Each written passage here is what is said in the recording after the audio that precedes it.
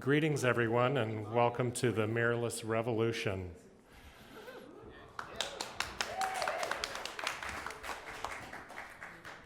So we've got a wonderful panel of Sony artisans and here to speak to you tonight about their experiences with mirrorless cameras. And we've got Kenta Honjo there to answer all the hard questions we don't know the answers to. So feel free to try to stump him. You will not be successful. But the format tonight, we want each of the artisans to share about 10 minutes of their work, something in terms of what they're doing, and let you get a little more familiar with images because we're going to talk gear, but it always comes back to what you can actually do with the gear. So it's my great pleasure to kick this off on a high note with my very dear friend, Katrin Eismann, who I'm sure all of you at SVA know, but for the rest of the folks, one of the best people in digital imaging in the world, plus she runs a master's program and just multitasker. So come right up here and show some work, darling. Okay, hi everybody. I know it's a great week for photographers here in New York City. Before I start, I want to let you know that we have a special preview of our thesis exhibition, which the reception is actually tomorrow. After the talk, you're welcome to go down and see the exhibition. A number of the artists are in the room. No wine tonight. If you want wine and Trader Joe's nuts, you have to come back tomorrow. Okay. On that note, it's a privilege for me to be here. Thank you, Kayla. And I want to talk a little bit about, how I use the Sony cameras, what I do with them. And this is what I do. I literally get up early in the morning, no matter where I am, and photograph what's in front of me. And then what I usually do is I transfer it wirelessly to my iPhone for processing and sharing. And that's really what I want to talk about. No matter where I am, I get up early in the morning to photograph what's ever in front of me. I'm very lucky. People say, oh, you take great pictures. And it's like, no, I just stand in front of beautiful things. So I'm very lucky. This is a great example of what I do with the Sony Alpha. The last time I checked, my iPhone does not have a 200mm lens. And so, if I tried to do this with the iPhone, that would be, one mush. So I really like taking advantage of it. I do get to travel quite a bit, not as much as Ben Lowy, but you have to do, the window shots, because those movies are they're always repeats. And so I just enjoy photographing wherever I am. I am doing all the wireless transferring on the plane. I love now that you can have your device on while you land and you take off. So here's a trip that I did to Zimbabwe. So I went to Victoria Falls, but turned it into more of a Chinese landscape. All right? Got to see the elephants. Obviously, the 200mm lens came in really handy. This is a little one. Most of them are rather large. And so this is what's going to be going up on Instagram. Here's another great quick snippet of what I love about the smaller Sony cameras. I constantly have the small RX100, now version 4, with me. I was at this very out-of-the-way market in Harare. I could have probably never found my way in or out of it again. And we went to visit these men that were building a mbira, which is a musical instrument. I didn't really want to go in with the heavy gear and the big camera and the bag and the lenses and just like look at me, I've got thousands of dollars worth of stuff. Ugh. But I really wanted to be able to take intimate photos. So the little Sony, which is here on the table and that Marco's shooting with right now, really lets me shoot quality in RAW and then continue with the processing. So I really like that. And it was important for me at this moment to not have that big equipment between me and the people I was actually working with, but still have the quality. And so here you see me covered in that dust. You could hardly even see the camera in my hand. And it's no secret that I'm taking pictures, but I thought that was just really important for me in order to be able to photograph these portraits. And then base my processing off of the environment, off of the dust, off of the work that these people did for like pennies a day. So that was very special for me. I'm not going to have this conversation, okay? But that was on a bus stop, so I'm like, stop! Got to photograph the bus stop. All right. Now, one great thing I love about shooting with these cameras, obviously with all digital, you can immediately see what you're getting. So I'm doing a lot of experimentation, you know, okay, with the longer lenses, but here's a whole series of the slow shutter speeds. You know, you end up driving a lot, and so I'm always like just photographing the landscapes, and if you just saw this come up, let's say in your browser or Lightroom, you'd be like, delete. But since I've done this so often, I know what I can pull out of those images to create these more unique images. You know, walking to the Port Authority bus station, it's like, focus is overrated, so is a high shutter speed. So I enjoyed just, you know, playing with the motion. I have a tendency when it's raining in New York, you should look behind you because I am following you. Okay? So because as we know, any advertising photographer would know, the colors are just so rich. So I sort of stalk people with little ladybug umbrellas and then process them on the iPhone. It's just fun. Of course, you can see what you're doing. So this is a picture I did on Friday. This is a 6-second exposure with the little RX100. I'm just leaning on a wall, and there's a ferry going by. So I saw the ferry, I saw the light, I had one chance to get it. And so I thought that was fun. Now, how do I do this? I want to just sort of break it down in steps. So, and I know that there's other mirrorless cameras like by Fuji that you can also transfer wirelessly, but I sort of want to break it down on a Sony how to do it. So you have to install the free app, the Sony Play Memories app, and then, surprise, you would take pictures and select them on your camera, and then on the phone you need to make a network connection.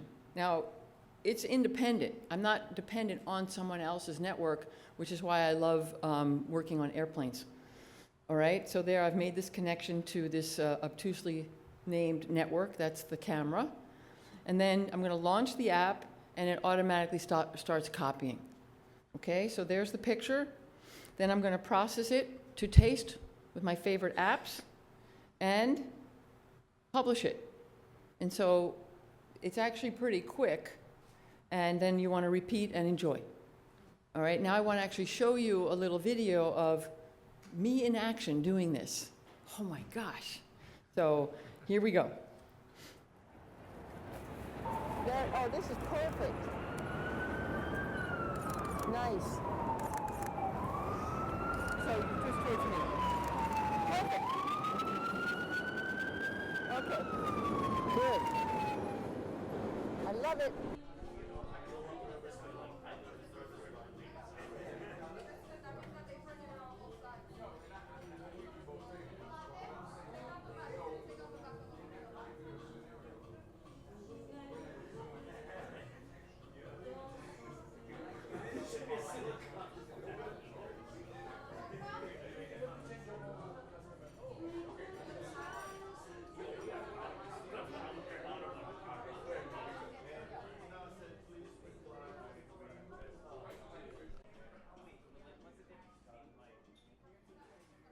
So I need to thank Marco for shooting that, and for Boise and Ange letting me drag them out of doing their homework.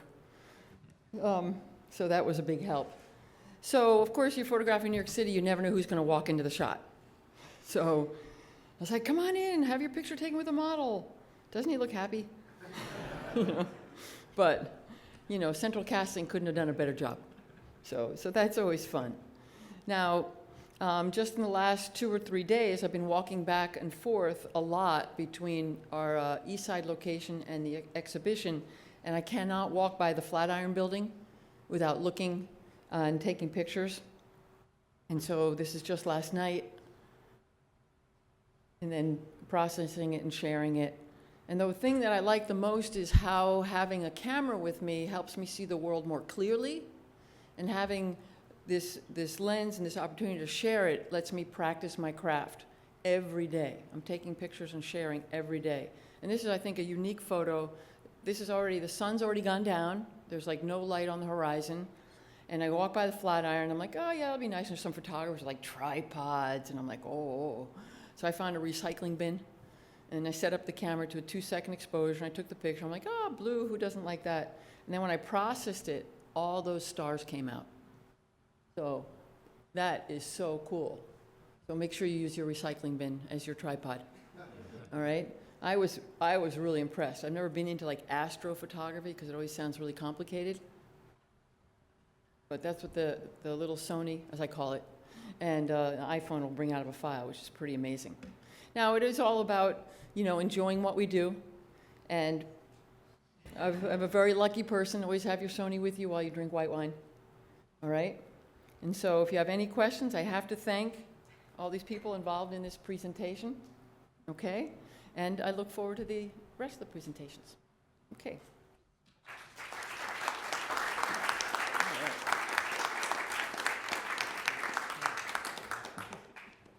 Who's next?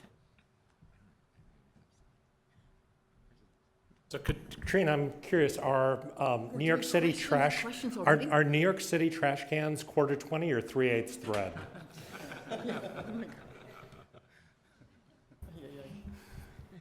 So as you saw, you were very limber in action, and I like that because our next speaker can give you a run for the money, because I've always known Ben Lowy is an amazing conflict and photographer and photojournalist, but I did not know till dinner tonight that he has an affection for Turkish oil wrestling. So, that's, ultimate in versatility. Are you going to show some of those images or hold that stuff out? They might be in there. Yeah, okay. I will preface right now by saying I just got off a plane from India, and my brain doesn't know what time zone I'm in.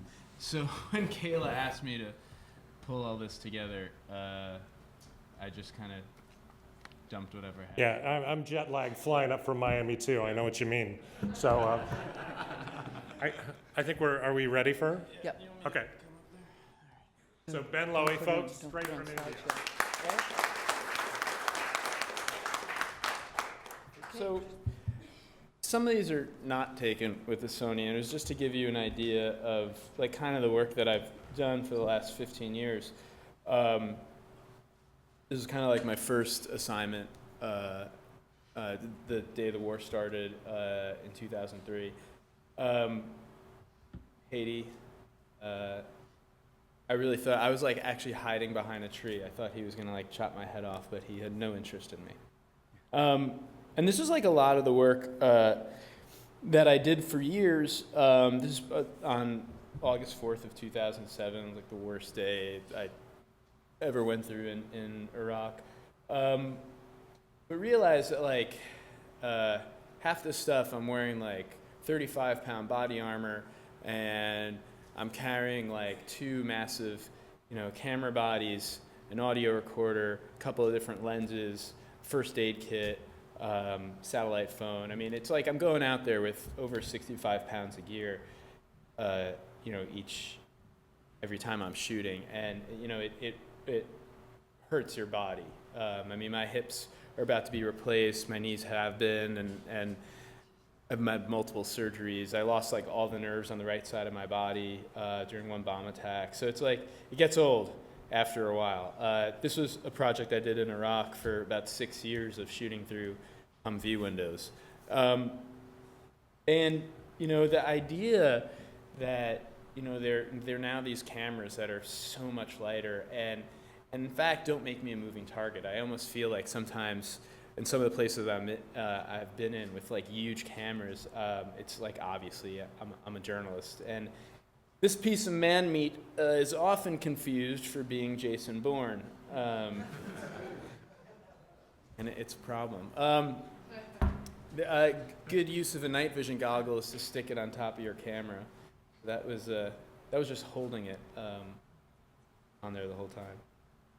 But so that's like a lot of the work. And then over the years, I've kind of adapted. So here's the thing: like I think all the time, different gear is coming out, and you find a way to make that gear speak for itself. Like I shot in Libya for Al Jazeera, and they decided to have a satellite truck every kilometer and a half and bounce the signal back so they could, put the footage live from the trenches. And the cameraman and I actually got an internet dongle and a router, and we made a Wi-Fi. So we actually had the trenches on the front lines had a Wi-Fi signal. So I was able to like Instagram and and Skype with like bullets flying over our heads.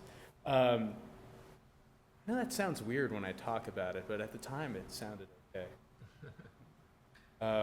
This was like Hurricane Sandy here.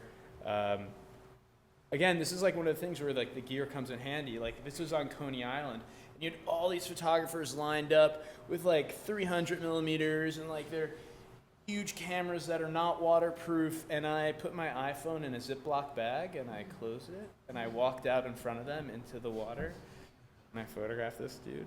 The Jetstar. I had to like do 3 or 4 hours of chewing tobacco with a police officer and talking about body armor before he let me onto the pier to make this image. Chewing tobacco is disgusting. But then, so I went through a lot of war zone photography, and then I started getting into sports, which is very similar to war photography in many ways. It's just like, be there in this moment that happens. You kind of have the same thrill. And it's for me, photography is all about bringing my own way of seeing to what I'm doing. Like, how can I show it differently? So here is your men's Turkish oil wrestling. So I do a lot of sports now because I find sports to be sort of the civilized world's answer to warfare. So instead of us going up to Boston and like throwing down, we can just do it on a field of play. And I think it's an interesting way to talk about conflict in the world. So I've been doing a lot more sports, and God, that is really, it's fun. Had a good time out there. So now that I've moved into like using a lot more of the Sony cameras, it just gives me a little bit more flexibility in terms of how much gear I have to carry. And again, a lot of the assignments that I get are just like, Ben, go climb a mountain and like just go do something like crazy that no one else is going to do. And so having like smaller gear, lighter gear that enables me to like make better images and not to get my hips replaced. This is in the Straits of Magellan in Chile earlier this year. Iceland, the iceberg graveyard. One of the things that I found interesting is that the cameras weigh so little that in like a full-on heavy knot wind, I couldn't really do actually a long exposure because the wind was blowing the A7Rs over. This is actually braided rivers. These are taken from a plane that banked sharp to the side so I could shoot out the windows. This is like straight down into rivers. So just to show versatility, can you use like the Sonys? Are they quick enough? Are they good enough at night? This is in Ferguson during all the riots this year, and this was all shot on the Sony cameras too. And it's really funny because some of the police officers and some of the civilians in Ferguson did not think I was a journalist because I had these dinky little Sony cameras. They're like, no, you can't be. I pulled out my scarf, and that usually tells them that I am a photojournalist. See my scarf. But I also use the same cameras at home. So this is my son during Halloween last year when I got my first Sony. So I've really been using it about a year now. And my son's like the perfect model. He like kind of lets me do whatever I want. He's had more covers than I have, so it's fun. I do a lot of stuff like on the subway. I find like smaller camera. I use the RX1 a lot because of the viewfinder. And on the subway, I hunch over and I look like a kind of a weird little guy taking pictures. People just kind of forget about me. And these all eventually go to Instagram anyways. This is my recent trip to India. This is the third part of my wrestling project. So this is Kushti wrestling, where I had to get in a loincloth along with everyone else and wrestle a bit. It's not a pretty sight. I didn't include that picture because you can never unsee me in a loincloth. But this is at probably 5,000 ISO at about 3/50 of a second just to like freeze action. So it's like it's fairly dark in there, and just so much going on, and you know, so the cameras have that amazing capability when you need it. Just men rolling around in the dirt. It's kind of where I am with my life right now. Just getting closer every day. So, and then, you know, again, it's like I do like a lot of street photography when I have the time. So this is just like in between assignments in India, I would be walking around and shooting and then transmitting straight to my phone. This is actually an interesting assignment that I had for a client where I had to shoot 12 pictures over 12 hours on World Tourism Day. And so as I shot, every hour I was transmitting from the camera to my phone to the client's Instagram account. This is this family's pet horse.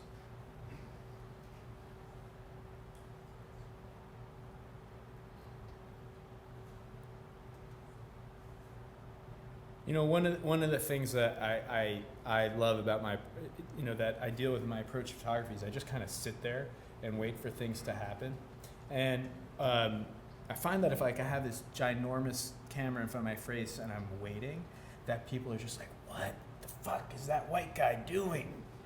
I used to actually fake smoke, because if I just kept on moving my hand like this, I looked like a Hello Kitty statue. And people just thought like I disappeared into the background. But like then my arm would get tired. But I actually ended up just like using the LCD screens on the camera or the viewfinder to keep like the camera lower and just kind of melt more into the background and wait for like everything to line up.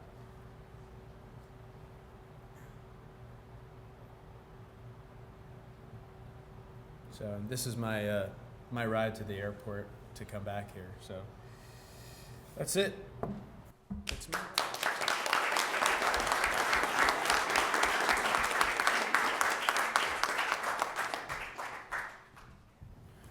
While we get the next presentation ready, I just have to pass along a message from Mark Weir. If you were using that loincloth to hold extra batteries, you can keep them. You don't have to return them to Sony, really. They're yours now. Either one. Yeah, I hope you weren't using lens wipes or something for that. But It was a Sony loincloth. yes. So you will hear from Kenta later, but a sneak peek of what he could probably share with you is the brand new RX1R Mark II. Thank you very much. That's not a mouthful. Yeah, the hostess gets first dibs, but we'll put it here. He'll show all about this. But before we get to Kenta, I'd like to share the work of one of our newest Sony artisans, a wonderful photographer and filmmaker, Ben Moon, who was cool enough that not only is he cool enough to live in Portland, but he's cool enough to move an hour outside of Portland to hang out closer to Mount Hood. So I really love Ben's images, and let's hear some more about them from the author himself. So take it away, Ben.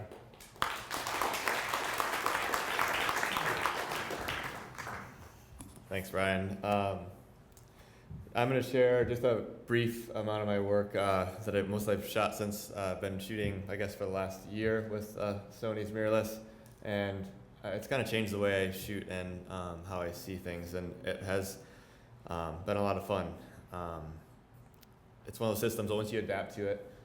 I'm fortunate to have a job that allows me to have an office that has a view sometimes. I shoot a lot for Patagonia for the last 15 years, and so this is what I used to carry around. I remember putting this on Facebook, and all my pro friends were like, "What are you doing, dumping all your gear?" And basically I downsized into this onto a tiny little bag, but have the same quality, or not same, but better quality.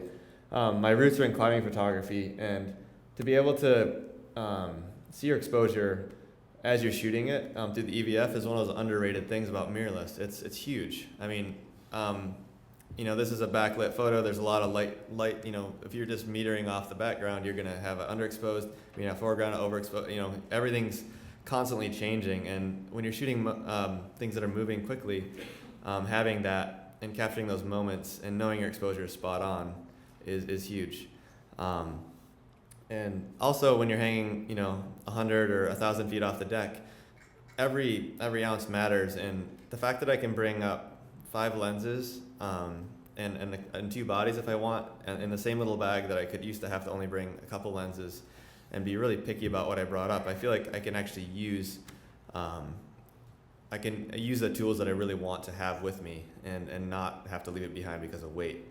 I'll also sometimes shoot photo and video, and just being able to combine all those elements together in the same package, because you can't have somebody else shooting from the side when you're up there in the shot, and so you have to do both. The low light capabilities of obviously the A7S series is phenomenal. It allows, this is in pitch black darkness, and normally you just see where the headlamp is pointing, and that's all. And the shadow detail that you can pull out is immense. This I shot just during a trip to Maui just for myself to take a break, and I'd just gotten the A7 II, which was the first stabilized sensor that I'd used. And I posted this photo to Instagram straight off my camera. I didn't even have a laptop on that trip, and it was by a twofold the most liked photo I ever had on Instagram. But the fact is, I shot this handheld at a 15th of a second, and without really even trying. It wasn't a one of those things where you're holding your breath and counting to 3 and taking 300 shots to try to get the one frame. It was there, and to me that's a game changer, because I really don't like tripods. They slow me down. I like to shoot things in the moment when they're happening, and it just you can't be mobile with a tripod. I took this kit to Norway the first time I really utilized it, and the one thing I noticed right away, this was just a quick hike out of camp, but I always had my camera around my neck, whereas you're carrying a heavy DSLR and a bunch of lenses, you just tend to leave it in your bag when you're on a heavy hike, just because the exertion and swinging around your neck. And to be able to utilize a camera that will just hang there and not only be there ready like a point and shoot, but it also will take quality image that 8K image it's brilliant. And then to have the latitude to actually get the detail in the water that is usually all blown out is phenomenal.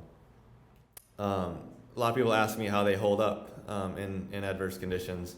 And I mean, I live in the Pacific Northwest, which is notoriously wet in the winter, and my waterproofing system consists of a small rag or lens cloth that I'm occasionally wiping off things. I don't really protect my gear at all, and I've really been really happy with how they hold up in those conditions. I think the latitude also of the files in this system is just another thing I just love, to be able to post-process. Like Katrin was saying, it's really fun to be able to pull detail out. I shoot a lot of portraits, and one thing I also love about the EF is to be able to punch in focus magnification. I can punch in, know I have focus, I'm shooting this wide open, and know I have focus, and not, realize later that I was just a millimeter off. That's huge for me. I'll go into that a little bit more later too, but this was the first bigger job that I did with, I was shooting with a Ramadas mouse. I hadn't had a record in 8 years, and we set up this big cubicle, set up as a full grip truck and everything, and basically to be able to check focus and punch in and know I had it, and it was really funny to be full set and have a tiny little camera, but I started to love it because I could just running around with this small system, and nobody, that's a lot of pro friends that ask me like, oh, on a commercial set, don't you feel weird carrying a small camera around? And to be honest, nobody cares. As long as the image quality is there, that's all they care about. And most people, like Isaac, the front man from Honest Mouse, actually just bought a setup himself because he was so fascinated by the camera. This is my personal project. I basically love having just a camera body and an 85 with me no matter where I go. because I just love taking portraits of the characters that I meet and those that inspire me along the way. And with DSLRs, I was always, the expression, my goal with these is to have someone open up and just be themselves. And when you're back focused on their eyelash or, just slightly off their eye, it's brutal when that's the frame you want. And to be able to punch in, check focus, and literally have their retina huge in your EVF and know you have that focus, to me has been game changer. And the fact that I can have I have a little Batiste 85 and my A7R2 in my bag all the time, and a tiny little bounce card. It's a game changer for me, because that means I can have this set up and continue this project wherever I go. And it's one that I'm really passionate about. I have hundreds of these portraits, and recently there was a video about my dog and I that kind of went crazy viral, and it changed how I see things. It was a very personal piece, and it's had 8 million views in 1 week, and it's had 11 million since in total. And just the thousands of emails I've gotten from all over the world has really changed how I feel about sharing and just vulnerability, and how when you share something personal and do it in the right heartfelt way, not complaining, just being honest, it's amazing the response you can get. And I think we need more of that today. It's just being real, and not being so, closed off and trying to make everything look exactly the same as what we've seen. And I get into this too because this was shot with the FS700. This is just a screen grab, but the E-mount ecosystem, that now I can use my regular cameras with my video camera. So I'm also a filmmaker, and so it's so nice that my system works across the board. I can adapt any lens I need for it, but my native lenses work cross platform, all the way across from my FS7 now. This is in the Aleutians a couple months ago, and then to my A7S with the Shogun on it. I can still film with that, and so to me, not only is the ecosystem to have that, but I like to carry everything on with me. A lot of times I don't have a huge team for a lot of the work I do. It'll just be a few filmmakers, like a crew of 2 or 3. And so to be able to do that and have everything, all my lenses work across the board is game changer. So, and that's all I have. So, thank you.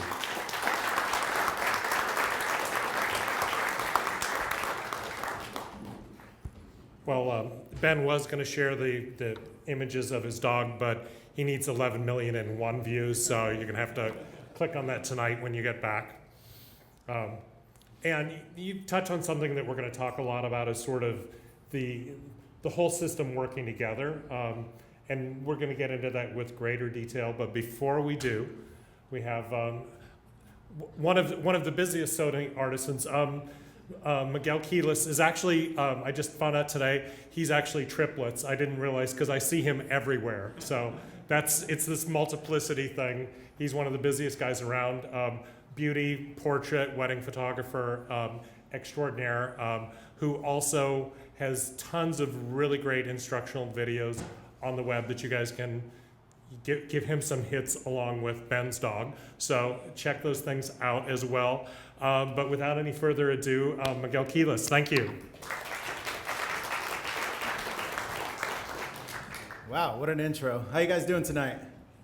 Y'all enjoying this? Sweet, that's awesome. That's what I like to hear. Well, my name is Miguel Quiles. I'm probably one of the newer artisans, one of the newer people on the Sony team. I've been shooting, and actually just checked the calendar when I walked in, and this is like about a year that I've been shooting mirrorless. I had actually moved over from shooting with Canon, didn't have as much stuff as that one picture. I forgot who it was that had that picture with all the Canon stuff on the table, but it was pretty close. I had a lot of Canon gear, Canon lenses. I just moved up from Florida about a year ago as well. And part of the reason why I did that was that these cameras were so huge and they were so heavy, and just how, Ben was talking about going out and having tons of gear on your body walking around.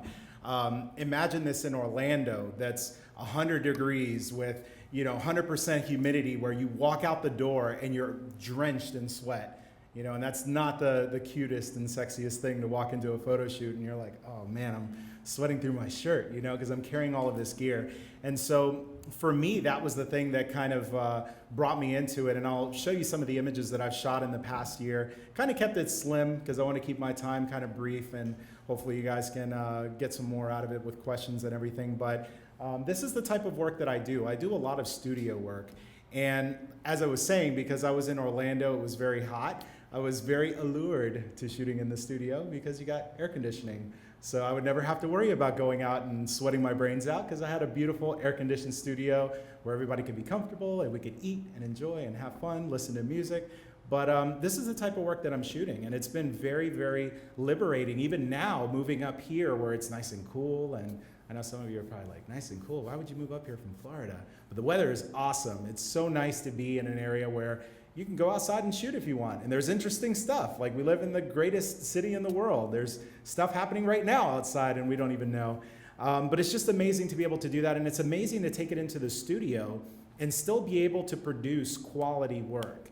While these cameras, for many people, they might look at them and say, oh, they look like a toy. Let me tell you, they're not toys. They are serious pieces of photographic equipment. All the stuff that I was doing with that huge, setup from Canon, I'm doing it right now with Sony, and I'm even doing better than what I was doing when I was shooting with my Canon stuff. My work is getting more recognition, and I don't know if it's just because over time you get better and you develop new skills and your tastes change and your eyes change towards photography, but it's kind of weird, At the same time that I switched over to shooting mirrorless, it just liberated me. It really opened it up for me to go out and shoot anything that my mind's eye can see. And so this is, again, the type of portrait work that I do in studio. We were talking earlier, and actually bonus points for anybody who knows who this guy is. Is anybody? Yeah, that's awesome. Who said that? Awesome.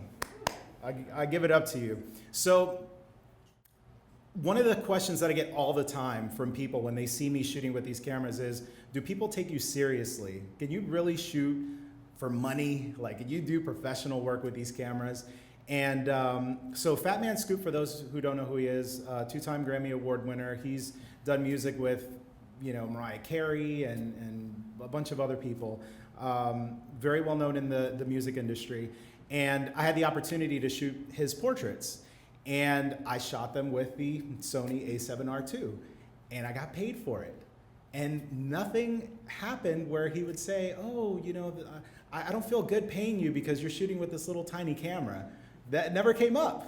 He was actually very intrigued, like, oh, wow, that's an interesting camera. And we started talking about the tech. And so I've never run into an issue where anybody has said anything to me about, oh, that camera doesn't look professional or anything like that. Just doesn't happen. And once they see the caliber of the images that you can produce, there's nothing to talk about other than, wow, those are great images. So definitely wanted to share that with you. And that's a story that's happened over and over and over again as I've been shooting with this system.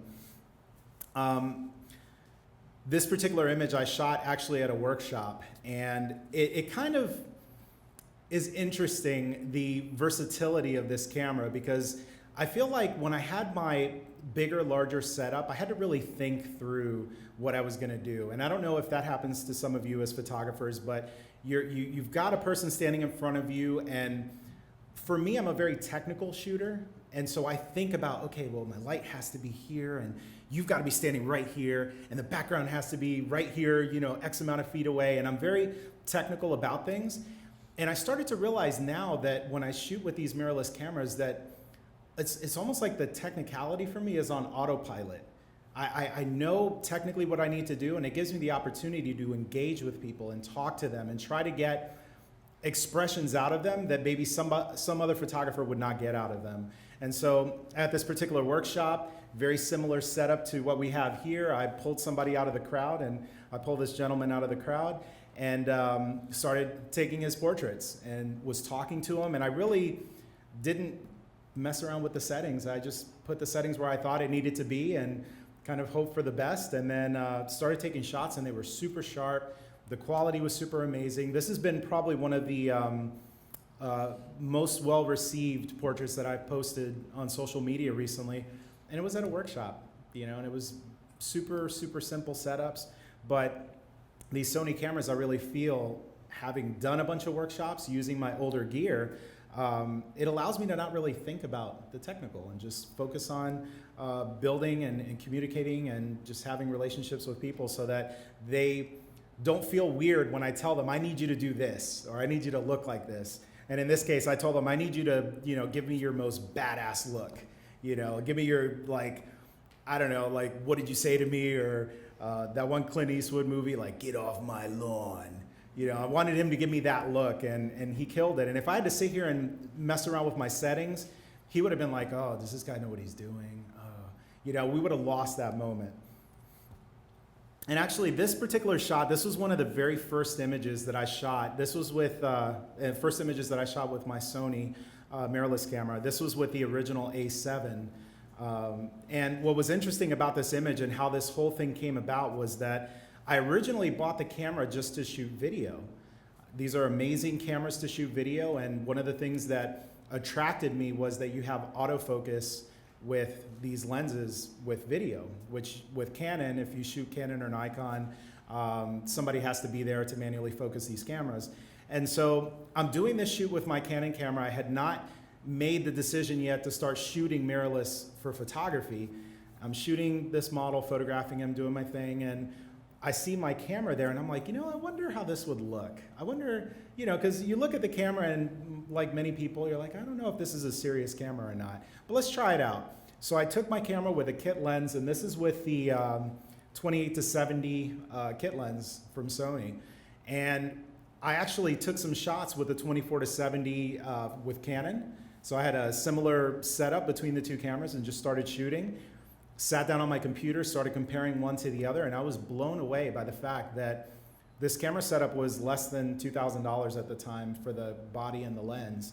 And the Canon setup I had at the time was like $5,000.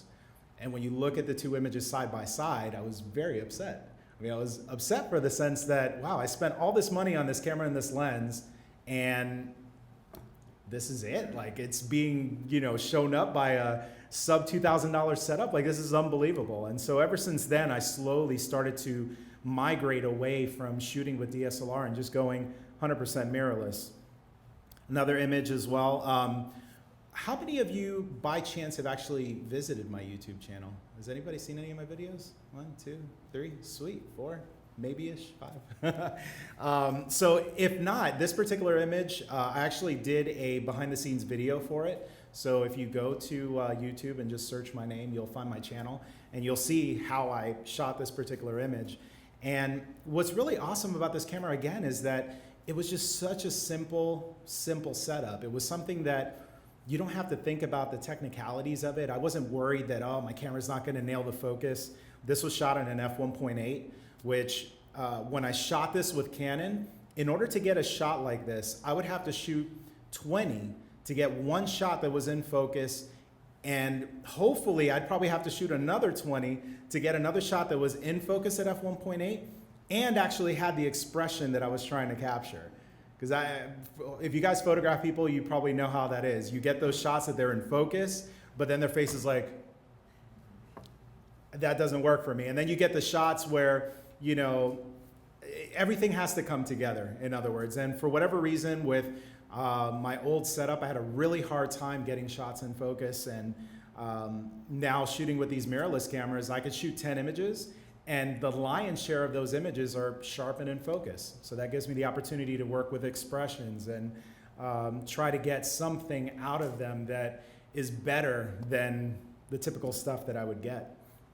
But if you get the chance, definitely see the YouTube video on how I shot this. And again, another shot, very, very simple setup, another example of some of the studio portrait work that I do. I kind of wish I could zoom into this image because I don't know if it's showing up being that it's a JPEG, but if you look at the raw file, there's so much detail, so much detail. There's probably more detail than what, I'm almost nervous sometimes when I'm at the photo shoot because I'll shoot tethered and they'll say, oh, I want to see my pictures. And I'll, you know, click on the picture and zoom into their face and they're like, oh, I don't want to see all that, that's too much. Just insane amounts of detail out of a camera that, again, super, super small, super lightweight. And that's probably the number one question that I get from people. They look at it and they see images and they say, is this something that you could do professional work with? Is this something that is just like a stepping stone for me to get into something better? No, you could do professional work with these images.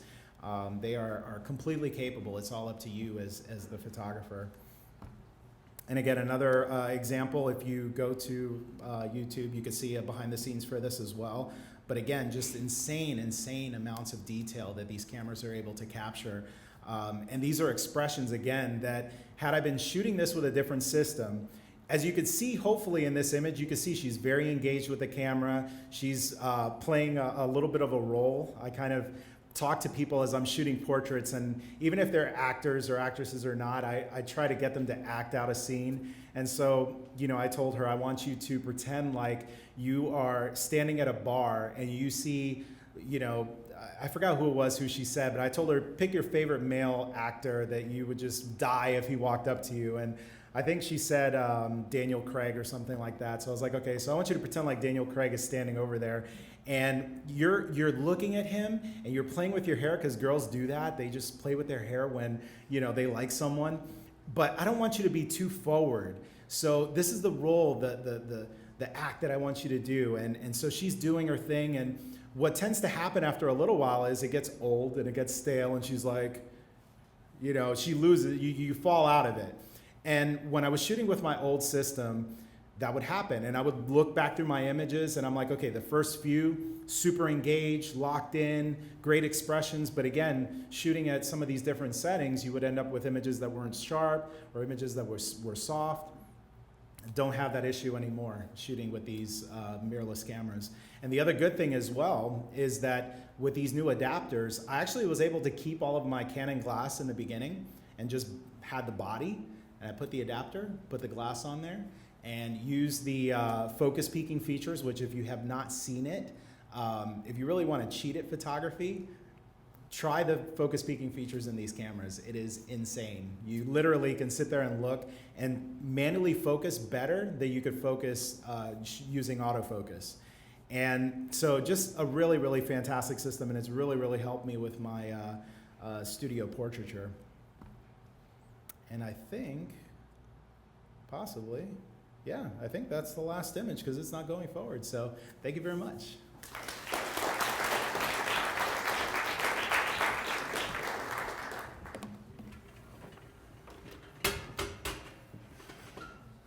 Okay, so thank you guys. I'm glad you got a chance to see a little bit of the work that all of them are doing, because it'll make it easier for me to throw questions out there. And the very first question that I wanted to ask you guys is something each and every single one of you touched upon. And so, Katrin, I'm going to put you on the spot and throw this out to you first, because you were the first to mention it. Yes. And that's the whole idea in terms of if you're walking around with mirrorless cameras, or for that matter, an RX100 pocket-sized camera, do people immediately know that you're a professional photographer? And my thinking is, God, I hope not. You mentioned how that made it easier for you shooting on the street and not really attracting a lot of attention. Maybe you could go into that a little more detail. So I think we all experienced that. And I first started working with the Sonys about a year and a half ago, the first time I went to Cuba. And I didn't want to be like, you know, the American or the German tourist with crisscrossing cameras. And so I got the A7, and then I went to B&H, and I got the brightest pink strap possible, you know. And it was perfect, because there was never that wall between me and the environment. Ben's mentioned it, Miguel's mentioned it, Ben, and the other Ben. I separated you two here. And I think that that's just really important. I also am the same way with the size and the weight. You know, I kept noticing that my pictures were getting closer and closer to the car, you know, because I was just tired. And for me personally, okay, I'm the chair of more technical department. The less technical a piece of equipment is, the freer I am. You know, I don't need all that stuff in the way. So I like sort of being incognito. And I always say that, like, my dentist has better equipment than I do, you know. Everyone's dentist has better equipment than they do. And so, but it's just really lightened everything up. I mean, I take that that one camera that Marco's using now with the blue strap, people know me. I have it on me all the time. I literally wear it at home, you know. Now, do you stick to the black strap for New York to blend in as opposed to the pink? I got the blue because it reminded me of Tiffany's, you know. But I mean, that's the thing. And the thing is, I used to have like my cameras in a little pouch in the bag to protect them, and I would never get it out of the pouch in time. And now, boom, boom, boom, because I'm following people. I mean, the speed, the size, and it's nice not working around with that heavy gear. And I just didn't like it. Thankfully, I don't have to have my shoulders replaced, but I don't want to go that far. Yes, we all hope to make it to the age that our shoulders are in one solid place at the end of our necks. Miguel, you touched on that as well, sort of the idea of you go into a pro shoot, do the clients, you know, look at this gear and think, you know, oh my God, what are they shooting with it? You know, to me, I would assume that always is much more result driven, like, you know, what do the images look like as opposed to what's the gear look around the photographer? Is that something that you've found on most of the shoots you've done? Yeah, you know, I've pretty much seen, and this has kind of been something that I've learned coming from the corporate world. I didn't come from the arts. You know, I wish I could have come to a school like this and learned photography and done it in a classroom environment type of way. But one of the things that I had learned back in the corporate world is that it's all about you and it's all about your personality and your character. And so when I would walk into these photo shoots, it didn't matter if I probably could have ripped out one of those little toy cameras and they probably still would have taken me seriously because of the way that I carry myself and the way I present myself. And that's something that I try to impress on a lot of photographers, that it's very important that you walk the walk and you talk the talk, and hopefully your images can back up, you know, your confidence. But that's definitely been something that has helped me out a lot. And I really have never run into that issue, but I could see people that might be tripped up by that. And that has nothing to do with the camera. You could have a $100,000 camera that, you know, shoots people's thoughts from 2 weeks ago, but you know, it's all about you, and it's all about you as the individual and the photographer being confident and being competent and being able to control the scenario and just let people know that I got this. You know, don't worry about this. We're going to take some great images. This is going to be great. Doesn't matter what I'm using. We're going to get it. And of course, at the end of the day, delivering some really, really good images. And I think a lot of that confidence really has to do with knowing your gear, whatever you're shooting with. Mr. Moon, I'm guessing the best time to learn your menu system is not when you're hanging off a mountain with one hand and holding the camera up with the other. So that's probably not the first time you really had the camera in your hands, figuring out what it's done. Is it sort of like a musician where you need to know what the instrument will do before you have to put it to use, or how do you go into these shoots? Yeah, I mean, I think, you know, everybody picks up a different type of camera is always going to have to learn the menus, learn the settings, and get it set up that works for you. And you know, I took a little bit of trial and error, but once I had it dialed, then, you know, yeah, I'm on the wall. I can, you know, I have to have every system in place. It's just like, you know, you have your set ready for a model to come in, or if you're filming, you have to have everything dialed in place. And so I think it's really important to just know your gear. And I think my favorite thing about this gear is it gets out of the way, and it's like once you know it, it's like Miguel was saying, it's just it breaks down this barrier that when you have a giant camera in front of your face when you're trying to have a rapport with a model, it's really tricky. Or, you know, a giant, you know, film setup with matte boxes and everything, it's like you can often have this barrier, but if you can break that down and have this gear that really diminishes that, I mean, because ultimately it's all about the story you're telling with the gear, so you're just trying to have the gear get out of the way and work really well for you. Yeah, I saw that massive bag of stuff that you were selling. I'm not one who would want to be hanging off a mountain with that, so I think sometimes keeping it simple. Ben, when you're covering conflict and stuff, would you take a lot of gear, or would you typically have one or two bodies and a couple lenses on them and that's it? Well, it depends on the year. Okay. And the client, but I would, you know, always go with probably 4 or 5 bodies, because you never know when you're gonna, you know, lose one. I've had, you know, definitely like the Battle of Fallujah. I don't have any pictures because my Nikon D2X stopped working in the middle of the battle. And like I couldn't just be like, time out. Yeah, that's also why I don't have any pictures of the Battle of Fallujah too. So, But yeah, no, before there was video and with SLRs, I had to also have like a small little handy cam, video camera. I used to have like a separate audio recorder for like, for making all these multimedia for like the New York Times. I'd have like this whole rig on my body armor of like different pouches that would have different things on them. And it became just an ordeal to get dressed in the morning. and a couple of you mentioned this tonight over dinner, is just the idea that some of you got into this not necessarily on the still side, but finding how easy it was to work with the video side and having one camera that can jump back and forth to both. Ben, I know it's like you probably take it to even more of an extreme with the professional video cameras. How does that sort of tie in where, you've got multiple bodies from mirrorless cameras to high-end pro video bodies, but the lenses can work between those. Does that simplify your life and give you more versatility out of your kit?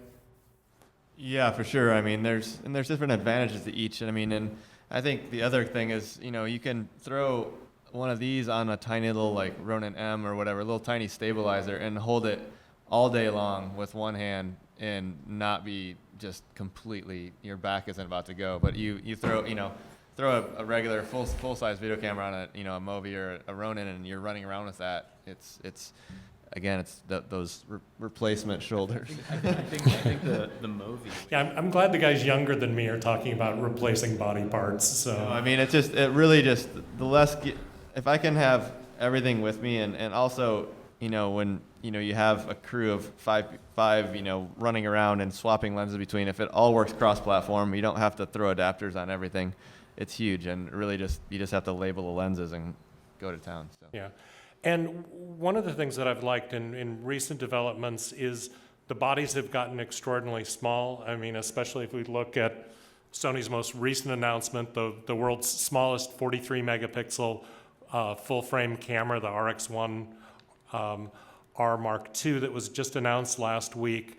And yet, what I like is I'm seeing that we're not really seeing compromises in terms of lenses. I think Sony's been very responsive to, pros who are like looking for, the ultimate in lens quality. I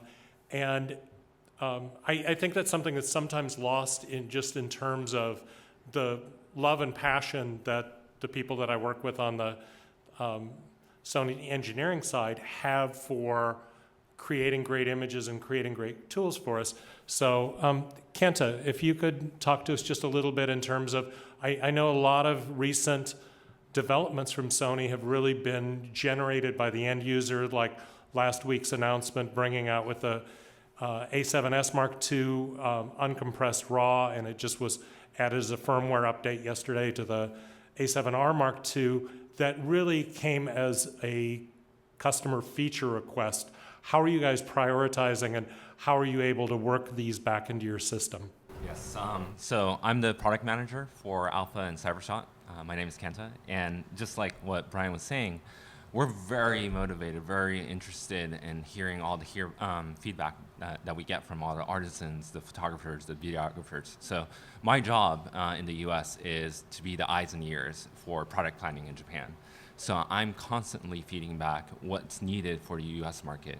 And what's really exciting is that the US market is the #1 place to be if you want to be in visual arts. So in Japan, they really value your voice. We're always looking and watching the forums. We're always at the trade shows and listening to feedback.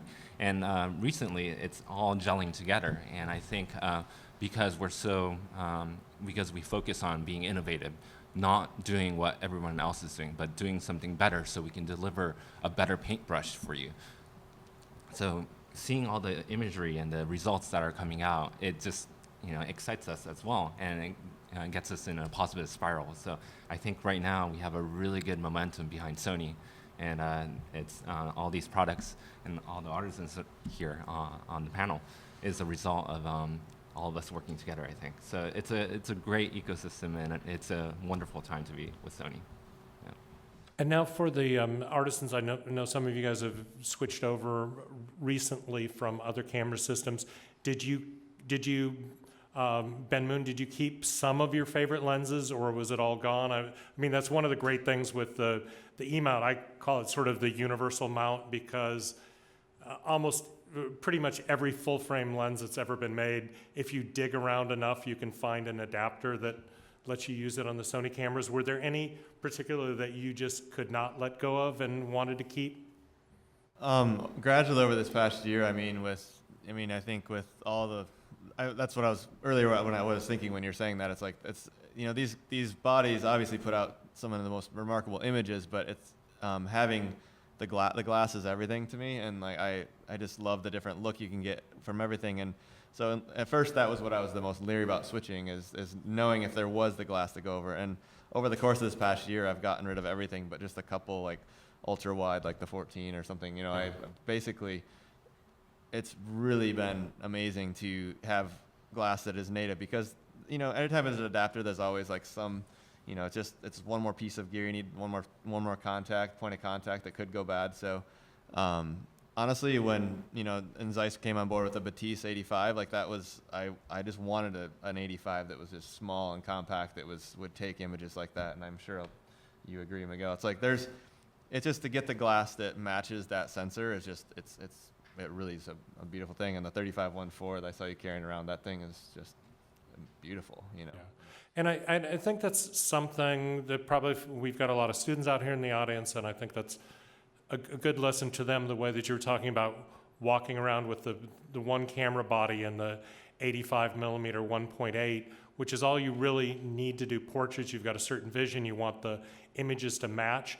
You don't necessarily have to travel with like you own a lot of lenses, but for that particular look, that's what you're going to work with. And I think one thing that sometimes gets lost is the thought of like going out to shoot pictures, where you load up everything you've got instead of just walking out with like one body and a lens, sort of like Katrin, all the wonderful images of Flatiron that you saw as you're coming across, which you may not have seen if you had a backpack filled with all the gear that you have. So how much of your work is minimalist when you work on a independent project, as opposed to if you're shooting for Patagonia and you have to have every lens you could possibly need? Is that sort of a relief for you to go like, wow, I can shoot with just one body and a lens?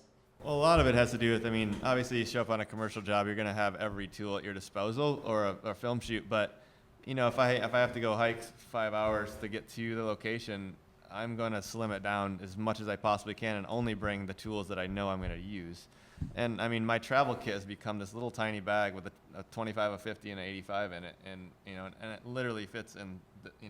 I can just throw it in my bag at all times, and there's no longer that, oh, I didn't bring my good camera, I just have my iPhone or my point and shoot or whatever. Now it's like I have everything I could possibly need to produce an image that could be my favorite portfolio piece later, or I have the RX104 in my board shorts while I'm out surfing, and in a Ziploc, which I do that all the time.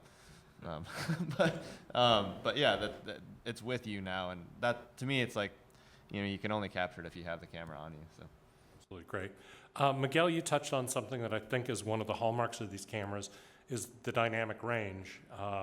And I know it's like the Sony sensors are used in other camera systems as well. They actually are the most widely used sensors in the world, but compared to certain competitors that make their own sensors, it's about a 2-stop added dynamic range, which you don't necessarily see up front. But how does that help you in your work when you want to capture that detail in the shadows? Yeah, so I think in terms of dynamic range, a lot of the stuff that I do is studio portraiture, but when I go outdoors, I'll go on location, and oftentimes I'll take my studio stuff with me. I'll take my studio lights with me, because I'm trying to, I've come up for so long not having the ability to capture that type of dynamic range, that I would bring my studio strobes and I would bring them on out on location. But now with these new systems, I can kind of leave all of that stuff at home. Like that's one less thing for me to carry.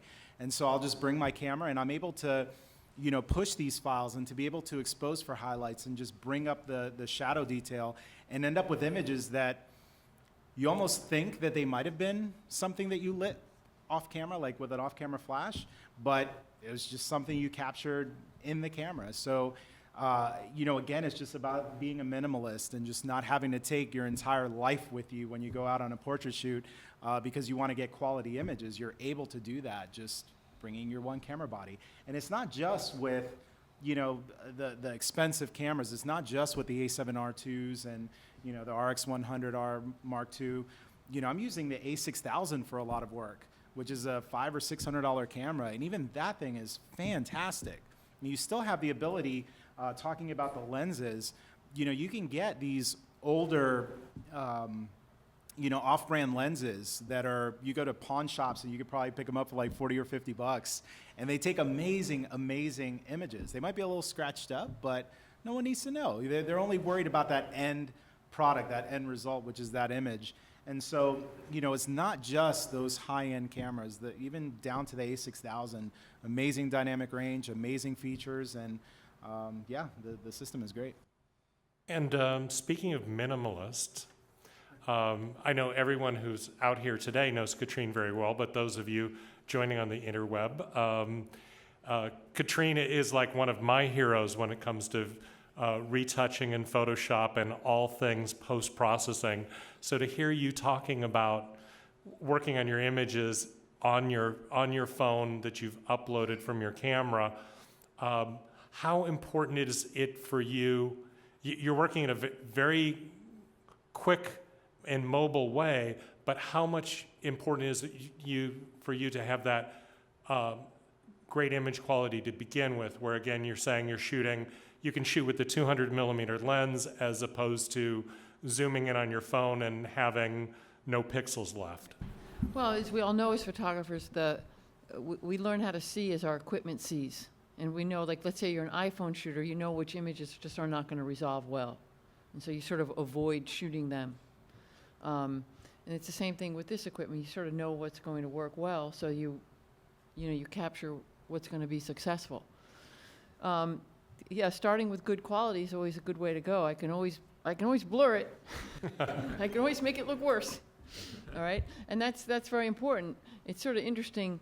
I process things on the phone, and people go, "Oh, I really want to print from that," and then I'm like, "Oh, now I got to figure out how to process that on the desktop." It's hard to get the same look. I think there's a book coming up for you as how to move from your phone to your desktop. There you go. Exactly. So in addition to the reach that you've got, being able to use a longer lens that you don't have on the phone, I'm imagining it also like low light scenarios and places with huge variance in dynamic range where you've got shadow and highlights and you want to hold that. Is that coming into play as well in your work? Oh, well, absolutely. But I mean, one thing that I really like is I cannot photograph with my glasses on, but I can't see the LCD without my glasses. And I hated it. So now I can see everything in the viewfinder in the EVT. So I take a picture, I see the image right there. So my face is on that camera a lot more. I'm not doing that, people call that chimping. So, I mean, it's not quite the question you asked, but I think it's so important for like how I shoot.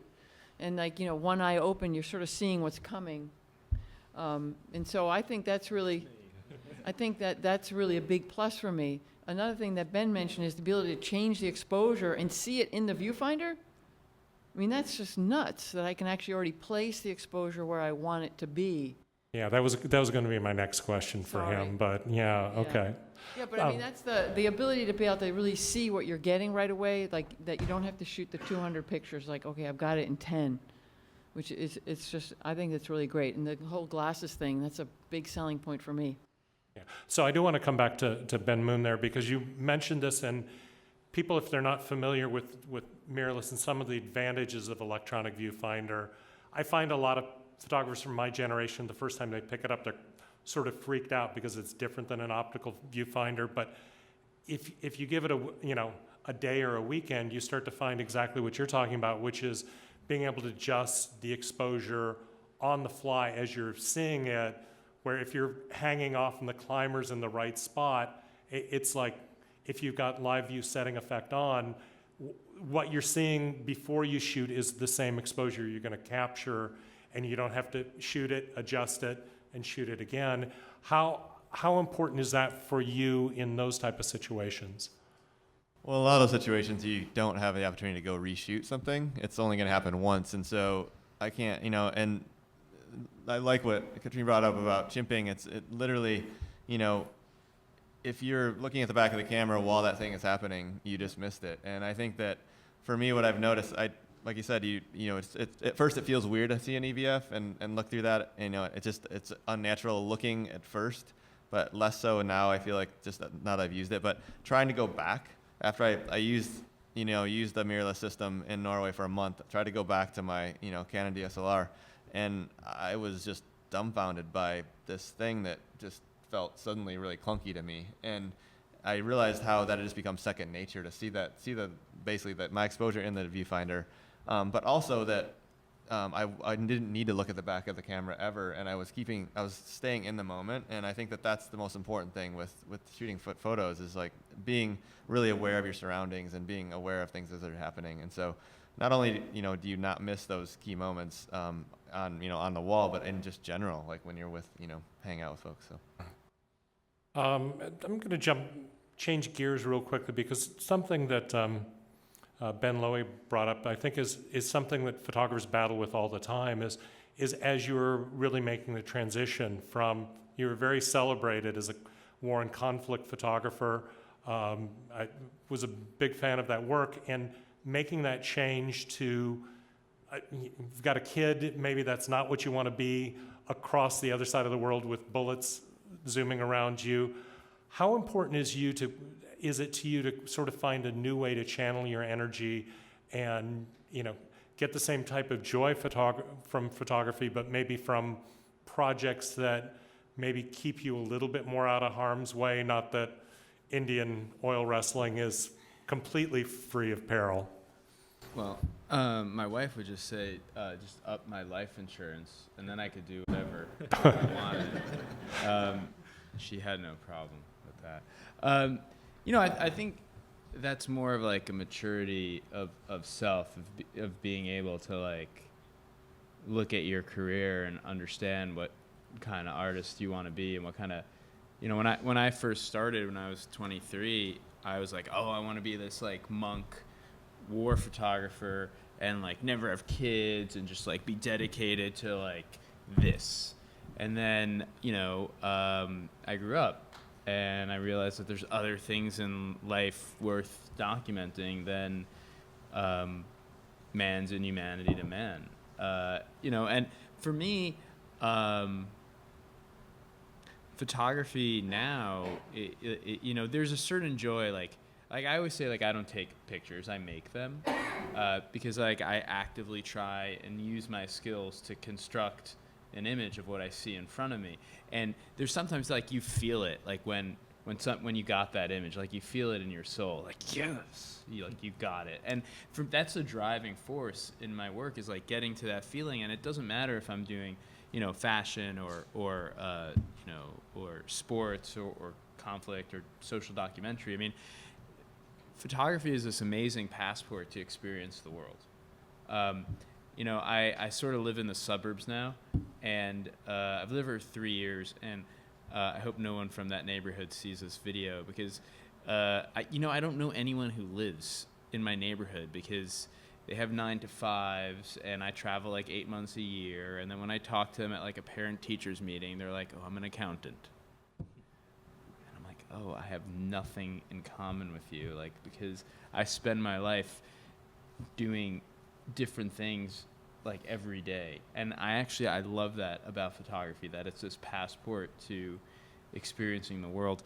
And so for me at this point in my life, it's like all these things are opened up to me more than ever before, as long as you're like mature enough to look at it and say, okay, I don't need to just do conflict. Now I can do wildlife. Now I can do underwater photography. Now I can do like burly men covered in oil. Well, and I liked how you managed to get the picture of the penguins in a foxhole, sort of mimicking some of the war photography. How much for all of you guys, I'll just throw it out, is like, I know all of your work and I know you're all very passionate about photography, but that doesn't necessarily have to take over your life. Maybe if each of you can kind of talk a little bit about the balance in terms of, you know, loving photography, but also enjoying life. I'll start with you, Katrin. I knew I shouldn't have taken this seat. So I'm very fortunate that I'm married to a very talented artist and photographer. And what we love to do is we love to travel and we go take pictures. And it's great how you really get to know somebody when you go on like photo walks with them, because you sort of like go apart, come back together. So I mean, I try to, you know, be a good role model. I work very hard. I'm passionate. I can talk about the 3 Fs, right? It's photography, food, and golf. 2 of those, the photography, the golf, take a tremendous amount of time. But so I'm fortunate to have a very blessed life, and it's because I'm, you know, hopefully visually literate. So I'm lucky.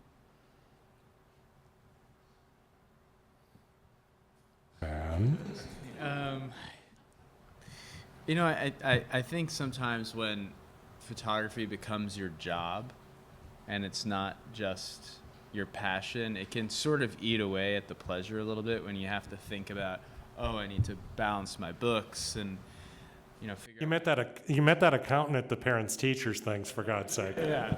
You know, so there's, you know, sometimes like I find like when photography is a job, it can eat away at the passion you have for photography, and you have to find these little things that bring it back. But like, you know, having a hobby or having something that's away from photography, I'm having kids. I mean, not that everyone should just have a kid, but that's been like a huge, you know, something else in my life besides. Plus he's your built-in photo subject too. Right, So, yeah, I mean, he's a mom. right, I can see Halloweens for many years to come. I have releases for 2 kids and 2 dogs, so it's perfect. I can just throw them in scenarios. Yeah. Perfect. Mr. Moon? Yeah, I mean, my photography and my life have been blurred for quite some time. I mean, Patagonia is one of those odd clients that a lot of the things I've shot have been very much just what I'm doing in the moment, and they appreciate the candid things. Whereas, like Ben was saying, it's like a lot of times when it becomes too much of a job, it becomes, I need to take a break, and I do enjoy just leaving the camera in the car at home and just, you know, enjoying the other things in life. But also, I think I just enjoy exercising my eye and letting it, you know, kind of. I feel like you need to recharge sometimes when you've been shooting a lot and just get your creativity back. And then I start to really notice how the light, you know, just noticing, going back to places over and over and seeing how the light plays. But I think in keeping the passion alive, for me, it's always been trying to find the next thing that challenges me. And, you know, filmmaking was one of those things, shooting those portraits, which I used to be so intimidated by looking someone in the face. Was much more prefer the action. I think finding something that challenges you will always keep that spark alive. And I think that I don't want to ever be bored of taking pictures. So. Perfect, thanks. And Miguel, are there things that inspire or challenge you as well? Yeah, so it's kind of funny because as I kind of think back over my years of shooting, there was a really distinct line between photography and life. Usually photography was work, and it was, you know, the only time I had a camera in my hand was when I was working and doing something. And then when it came to life, what would go through my mind is, do I really want to bring all of this stuff? Because if I'm going to go somewhere and I'm going to take an image, I don't want to, you know, forgive the French, I don't want to half-ass it. You know, if I'm going to go somewhere cool, I want to take a great image. And so I want to bring all of my gear with me. And you do that once or twice and you start to realize, man, you have this huge camera banging up against you as you're going out, walking around, and you say, I don't really want to do that. And so that line got very distinct, where it was like, if I had the camera, I was working, and when I was doing my life adventures, I didn't have a camera with me. I would bring my cell phone. And what's been interesting now is that with these cameras, I'm actually starting to bring my camera with me because it's not a chore like it used to be. I could bring high quality optics You could stick a 35-2.8 on one of these cameras, and you could literally, in a jacket pocket, just go anywhere. So I find myself kind of that line is not there as much anymore, and I would dare say it's not there at all. I could actually go out and take photos and enjoy life and take pictures of interesting things and go back and tell people and show images to people like, hey, I ran into this really interesting person in New York. And before, I would never have had an image to document that other than maybe a cell phone image or something like that. And so, yeah, it's been a very interesting thing. It's really been a liberating thing to shoot with these, and it's definitely changed my photography, and it's changed my life as well. Thank you. And we're about to open it for questions, but before we do, Kenta, I can't let you get off the hook that easily. So one of the things, just an observation that from the outside people probably miss, is how passionate all these guys are on the engineering side and the product side for photography and the end user. And I think you have as much fun when we head off and do like a day shoot or something as well. And I understand that, speaking of photography, someone who's just agreed to do his first wedding shoot his first wedding on 4K. Is that correct? Sure, yeah. So we're all passionate about imagery and taking videos, taking pictures. Funny story is I did go to school for engineering, but my passion has always been photography. So I did take some photography classes, but I quickly noticed that I didn't really have the eye for it. So I relied on my mechanical engineering skills and my knowledge from the technical standpoint of photography to kind of go into Sony and work on the cameras. And back then, it was a secret project. Sony just acquired Kaneko Minolta and was sent to Osaka to work on with this brand new team. And it was really exciting. Everybody is so passionate about imaging, and I think Miguel was talking about this, and Brian as well, but we are the #1 largest sensor manufacturer. So it kind of runs in our DNA to deliver really great imagery. So all of us, on the team really enjoy photography. We break it up by, doing challenging things, like I'm trying now to learn how to fly a quadcopter as well, to do more video stuff. I haven't been doing gigs for a while, so I recently did a wedding a couple weekends ago using 4K. So, it's always good to know the technical side, but also going through the paces of what the actual photographers and videographers are going through is really important for us too. So we all kind of try and do that. Yeah. Perfect. Thank you. And with that, let's open it up to questions in the audience. We've got a mic here. So I just had a question about so I haven't used those cameras, and what I was curious about is when you go to take a picture, a lot of times you have it pre-visualized what you're going to do. How often does it happen that because you're seeing an exposure before you've set it, that it diverts you from what picture you were going to take to maybe to expose it a little bit differently, because suddenly you see something that just by accident that you wouldn't have seen. Sometimes like you'll take a picture by accident, you'll see it, that actually works better than what I thought. I mean, how often does that happen? And do you find that to be an advantage, or do you find that to be a disadvantage in a way? So for me, I get what you're saying 100%, because that was something that when I shot with DSLRs would happen pretty often. And this is probably a scene you have all the time where you take a picture and then you look at it and you're like, oh, let me see how I did. And sometimes you have an idea of what you want your exposure to be, and you take that shot and you're like, oh wow, this does look better than what I thought it was going to be, and then you just keep rolling with that. I really feel like shooting with these cameras nowadays is cheating. Shooting with these mirrorless cameras is literally cheating, because not only for the focus peaking stuff that I was telling you before, but being able to see your exposure before you take the image, it literally is cheating. Back in the day with film, I shot film back in the day, and I remember you'd take a shot and you'd keep your fingers crossed that the exposure was the way you wanted it to be, and you'd go to the store and wait a day or two to get your film back, and you'd get your film and you're like, oh, wow, that was a pretty cool exposure, but that light will never be the same again. So yeah, I mean, shooting with these cameras, it doesn't do that for me. I'll shoot, and if I see something that looks different than what I expected, then I'll still keep shooting that if I like it. But still being able to change on the fly and see what that is without having to shoot and chimp and shoot and chimp. Like I said, it's really changed the way that I approach photography, and it's like a no-brainer at this point now.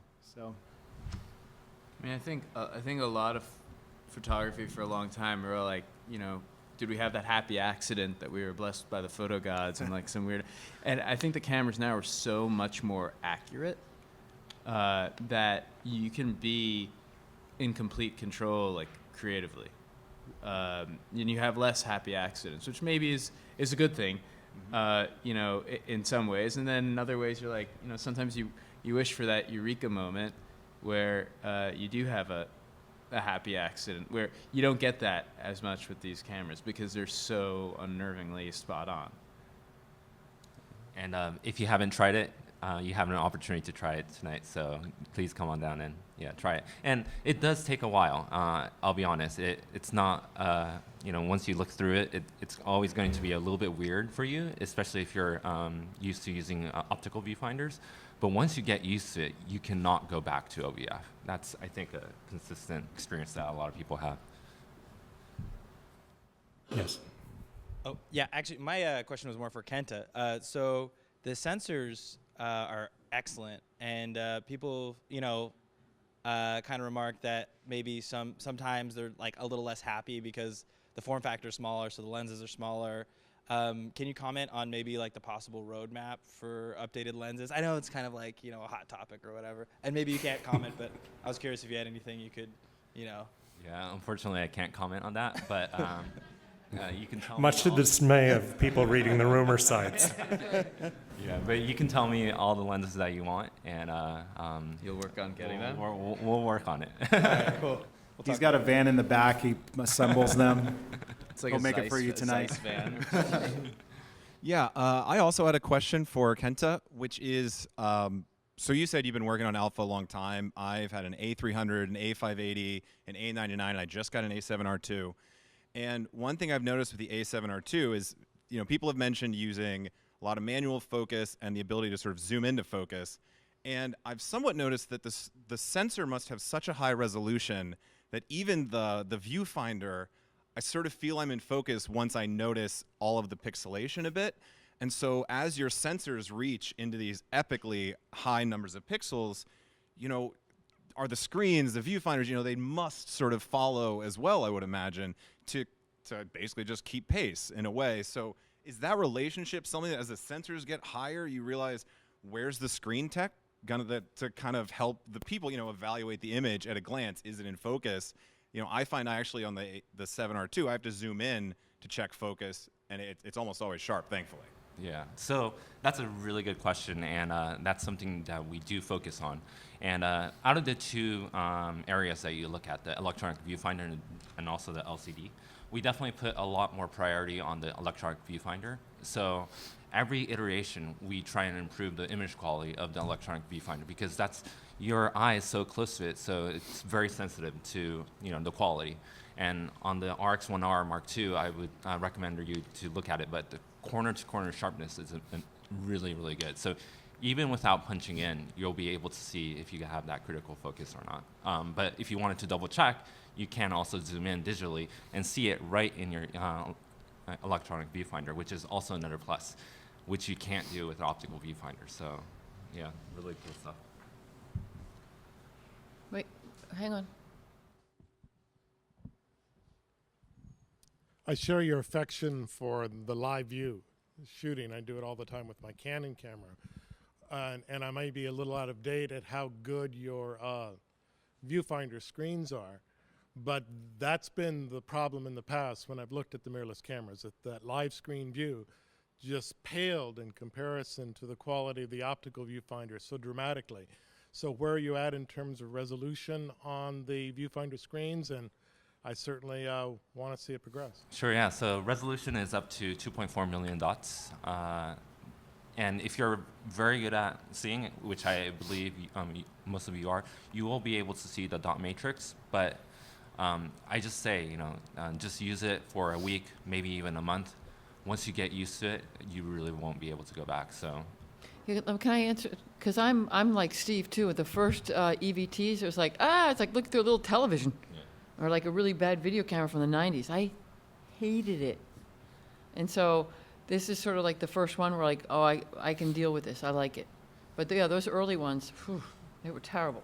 It jumps just about every year, maybe not once a year, but year and a half, and it's been like a really nice steady evolution. But there's a lot of things that I just couldn't go back to, even just being able to, if you want to apply creative style of black and white and shoot in real time, see in real time in black and white, I'll sometimes do that even if I'm shooting color, just to be able to see the way the light's falling. And those are the things that the more you use it, the more you get used to it, and they really do keep getting better all the time. I sound like a cheerleader for an EVT, but once again, keeping your eye to the camera, I'm controlling all the menus in that little viewfinder too, which I just think is great because I can immediately, switch the metering or whatever, ISO, whatever I need to do, and I'm still have my eye where it needs to be. I mean, I think that's just fabulous. One of the things that's interesting and takes a while to get used to is sort of when you shoot with a DSLR, that moment you're actually capturing, you don't see, because that's when the mirror is flipping up. And I think that's actually the biggest thing to get used to is when you're shooting with these cameras, you see the moment that you're shooting. So the anticipation factor that we've been training ourselves for years when using an SLR, you actually have to get rid of it because you see what you're actually shooting. And it's a whole new thing. You're like, but what the fuck was that? So that's actually the biggest thing that I felt was in the transition to get used to the electronic viewfinder, was that you actually saw what you were shooting as compared to before where like we don't. Yep. So. Well, with the live view, we have for the first time in history the ability to see the images actually moving, whether Yep. it's through the viewfinder on the back of the screen. But even on the live view with like a Canon and on the live view, you still, it pauses for a second because the mirror is still flipping up to so the curtain can go by and expose on their chip. On this, there is no curtain. It's just there. So that's actually what really takes a long time to get used to. Already up. Well, no, because Well, you're talking about video. We were talking about stills. That's the difference with a DSLR. You are not going to see the moment you capture because it's popping up. So. And actually, too, I have a question for you guys because we're talking about live view, and I think you were talking about happy accidents in the beginning. How many of you are looking to make photography your career? Hands up for those that are looking to hopefully make a living in photography. Bad right? idea. So there's some of you out there. So this is specifically for you. Those happy accidents, you cannot bank a career on happy accidents. You really have to be able to deliver consistency. That's what people hire. When you're able to take images, regardless of whether you're an amazing photographer or you get by, the way that you're able to build your career is by delivering consistency, that they know that they hire you, and whatever level you're at, that's what you're going to give them each and every time. And so the happy accidents, while they're really cool for the hobbyist, for those of you that are looking to make a career in photography, this is it. Like, why have happy accidents when you can deliver consistency and build a body of work based off of that? And the live view and these cameras allows you to do that. That's why I say that, these cameras are like cheating, and I really want to drive that home, especially for those of you that, hope to make a career out of this. So. Yeah, if you want happy accidents, grab a Holga. You got a question in the back? So I'm more than happy to cheat, but for guys who shoot sports, how confident are you to use this system versus your DSLR? Let's talk about the autofocus. I haven't tried the AR, whatever it is now, the A7R2. Like I shoot all the Super Bowls for ESPN, but I haven't had the chance to use these cameras in like Chance or wanted to or confident enough? Because Say again? Chance or wanted to? No, I haven't had the chance to I haven't had these cameras when I was at the Super Bowl. But I have, like, let's say with all my wrestling stuff and with MMA, I have used these.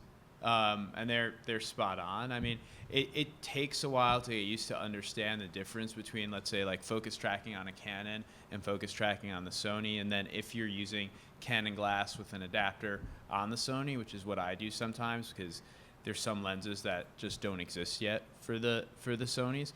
But I mean, ultimately, they're the same kind of cameras. It just takes a lot to get used to it. The biggest difference is if you're used to a bigger, let's say like a 1DX with a 300 2.8, and the way that holds in your hand, and the way you leverage the lens weight-wise off the body, you can't do that with the Sony because it's a smaller camera, and the actual mount won't take the weight of that lens. So it's just a different way of holding it and like fiddling with it and figuring that out. But like with the stuff I just did in India, it worked out great. So. I mean, I shot the U.S. Open with this, and it wasn't fast enough. It's like, and for me to get paid to do so, I'm gonna go back to another system. You know, I mean, my question is, whether to Kenta, is it gonna get there? So yeah, what we like to say is that not all cameras. There's no one perfect camera. It's going to be perfect for somebody, but it's not going to be perfect for others. We do have other artisans that do shoot NFL sidelines professionally with these cameras, but you know, I totally understand your viewpoint. 5 frames per second may not be fast enough to be shooting NFL, but you know, we're always definitely improving. There's so many more things that we want and so many more things in the pipeline. That's really exciting, but I just can't simply tell you right now. So.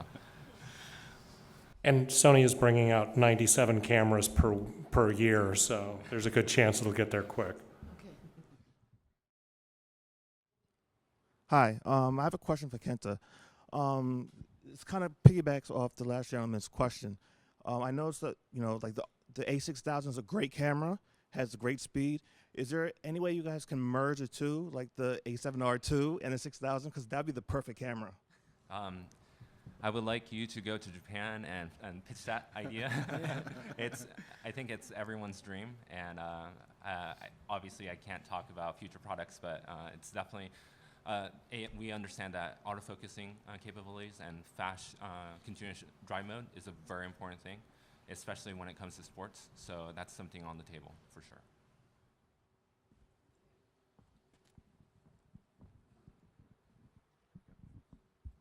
Hi, I started using the mirrorless cameras transitioning from a Nikon D810. Using the D810, I had to have a shutter speed basically 3 times the focal length of the lens that I was using. When I started using the A7 Mark II with the image stabilization, I could shoot pictures at 1/4 of the focal length. So this is over 3 stops advantage to the Nikon. Recently, I started using the A7 Mark II and found that the pictures weren't sharp, that I had to go up with the shutter speed similar to not as bad as the Nikon, but not as efficient as the A7 Mark II. Anybody care to comment on that? Which one were you going up in speed? You said the A7 Mark II? Yeah, the 24 megapixel camera, I can handhold those pictures at 1/4 of the focal length. With a 100mm lens, I got very sharp pictures at a 25th of a second. With my 810 Nikon camera, I had to shoot at a 300th of a second. When I recently started shooting with the A7 Mark II, I found that those pictures weren't sharp at that. Okay, you brought up A7 Mark II twice, that's why I'm confused. A7R Mark II. I'm sorry. A7R Mark II. Yeah, the 42 megapixel. Okay, well, I've shot with both of those and used, because both of those do have image stabilization. I found the math, to me, was about the same in terms of sharpness. Obviously, like you saw with the D810, it's the more megapixels you throw on there, the more demanding, and the smaller a blur you notice. But I was finding that the same thing, depending on lens, sometimes with a 70 to 200, if I brace properly, shooting at 1/8 of a second at 200 millimeters with the A7R Mark II. So I think one way to look at it is it will improve good technique and clean up a little bit of sloppy technique, but you still, you know, just like before, it's like really bracing well, taking a breath before you shoot makes a big difference. But I found the two of those as well as the A7S Mark II, because I kind of put them through the same test, to be about the same in terms of 5-axis image stabilization. It lets you cheat downward about the same amount. Probably could vary from user to user, but I'm seeing them being pretty consistent.